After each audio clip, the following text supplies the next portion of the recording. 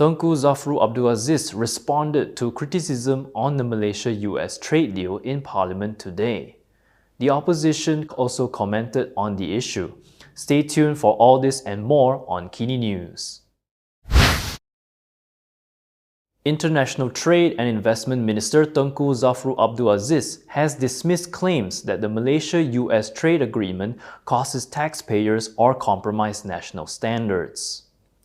He stressed that all related procurements are purely commercial, with some being announced even before the tariffs by the US. In response to criticism online and from a few MPs, Zafrul said much of the outrage came from individuals who have not even read the agreement, yet speak as if they were at the negotiating table.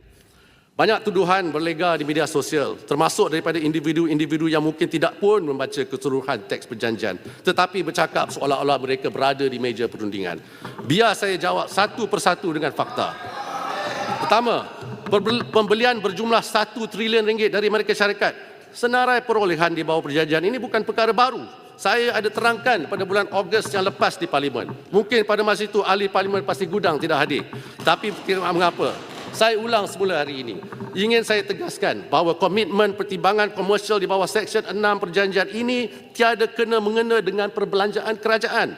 Ini adalah kerana pembelian-pembelian yang bakal dilakukan oleh syarikat-syarikat berkenaan merupakan cadangan perolehan sedia ada syarikat dan tidak melibatkan sebarang dana daripada kerajaan. Apa yang kita buat? Kita tanya pada syarikat MNC dan juga JLC di negara ini, apakah perancangan pembelian mereka dari Amerika Syarikat? Dan kita senaraikan semua pemberian tersebut. Syarikatnya kita, kalau tidak ada tarif pun, ya memang mereka akan beli juga kerana ini adalah perolehan yang telah dirancang. He cited Malaysia Aviation Group's purchase of Boeing aircrafts, which was announced in March as an example and how Petronas has long been sourcing LNG from multiple countries, including the US, even before the tariff announcement.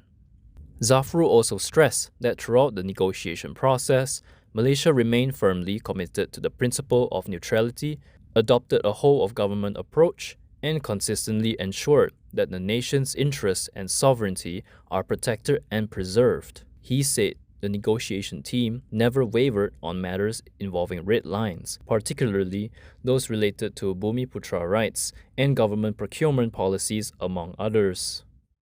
Earlier, Zafrul had also responded to former Minister Azmin Ali, who had warned that Article 5.1 of the agreement could hamper Malaysia's neutrality and strain ties with other countries, including China. He highlighted a caveat in the agreement concerning the mirroring of sanctions, a detail he said has been overlooked by critics.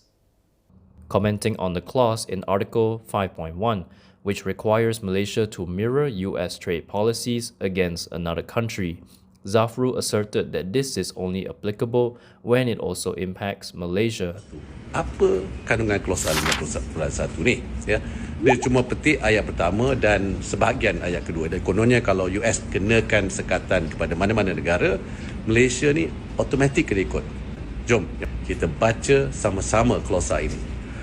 Upon receiving such notification from the United States, Malaysia shall adopt or maintain a measure with equivalent restrictive effect as the measure adopted by the United States, or agree to a timeline for implementation that is acceptable to both parties to address a shared economic or national security concern. Ya, saya ulang frasa terakhir, to address a shared economic or national security concern. Apa maksudnya? Maksudnya, sekatan ini perlu untuk menangani isu keselamatan negara dan ekonomi bersama. Ya. Kata kunci di sini, bersama. Maksudnya, kalau isu tersebut hanya memberi kesan kepada keselamatan negara dan ekonomi Amerika Syarikat, tetapi tidak memberi impak kepada keselamatan negara dan ekonomi Malaysia, kita tak perlu pertimbangkan. Still on the topic of the agreement, the opposition said they had merely sought to question the trade agreement in Parliament today. In a press conference, opposition leader Hamzah Zainudin said that when they question a minister, it doesn't mean that they were questioning the civil servants involved. This came after Zafrul highlighted the role of civil servants involved throughout the negotiation process and warned critics, including from among lawmakers in the Dewan Rakyat, against dismissing their efforts. Dewan Rakyat Speaker Johari Abdul, who presided over the sitting, later echoed Zafrul's sentiment against criticisms of civil servants. Hamzah also stressed that they were not envious of Prime Minister Anwar Ibrahim, who was seen dancing while welcoming US President Donald Trump, as well as during the ASEAN Summit Gala dinner, and was just questioning the agreement. Kau nak menari, pasal apa pula kami nak jealous? Kami tak dengki pun sebab kami tak mahu pun duduk menari macam kau tu. Bukan dengki, kau nak menari macam tu, kau punya pasal lah. Saya nak tanya, adakah ahli-ahli parlimen sini dengki kerana dia boleh menari, kita tak boleh menari? Saya nak tahu, saya nak beritahu pada Yang Amat Berhormat Perdana Menteri, kami tak dengki pun kau boleh menari dengan Trump dekat airport. Kami tak dengki pun kau boleh menari atas stage dalam program rasmi kerajaan. Yang kami persoalkan tentang agreement. Yang kami persoalkan tentang maruah kerajaan, maruah negara, sovereignty of the nation. Itu yang kami persoalkan. Kami di sini berjuang demi untuk negara, untuk kepentingan rakyat.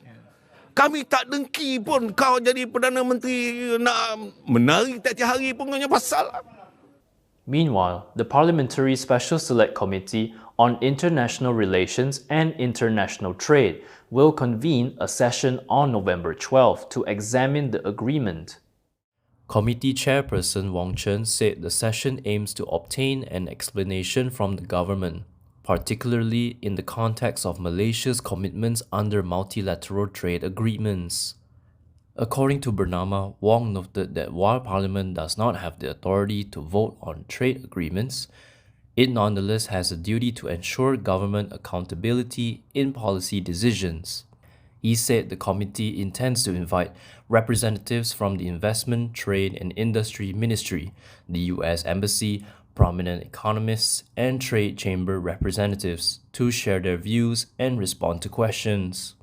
Wong added that the committee will then compile its feedback and provide recommendations to the government once the hearing is completed. He said that the hearing is particularly important as it could have implications for Malaysia's trade relations with other countries, especially China. Wong stressed that the committee is not making any judgments and will leave it to the experts to testify on November 12. He also said the recommendations will give the government an opportunity to make amendments if necessary and if the United States agrees. From now on, you can also listen to KiniNews on Spotify and Apple Podcasts. Scan the QR code on the screen to follow us. The Kota Kinabalu Sessions Court has set November 17th to hear and decide on whistleblower Albert Tay's leave application to cite Sabah caretaker Chief Minister Hajiji Noor for contempt of court. This was over Hajiji's alleged order for the Sabah Immigration Authority to bar Tay from entering the state. The order had led to him being turned away last week and prevented him from attending court proceedings for his alleged corruption trial.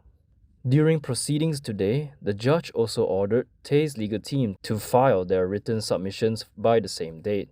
The hearing was set ahead of Tay's next scheduled appearance in court for his criminal case on November 28. Tay had filed an application to cite Hajiji for contempt of court after he was turned away by the Sabah Immigration Department upon arrival at the Kota Kinabalu International Airport on October 23rd.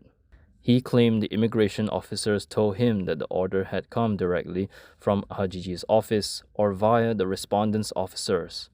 According to Sabah Immigration Director Siti Saleha Habib Yusof, officers stopped Tay as their system showed that he had an active Sabah alert notice issued by the state government and he was only allowed in if he was required to go to court.